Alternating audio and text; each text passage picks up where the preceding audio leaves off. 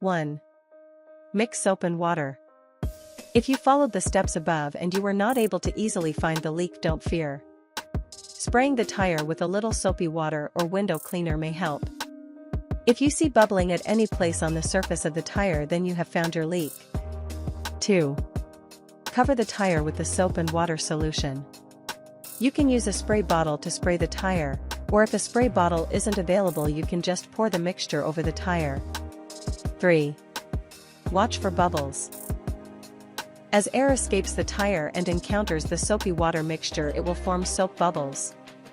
If you notice the soapy water bubbling at any particular place on the tire, you have found your leak.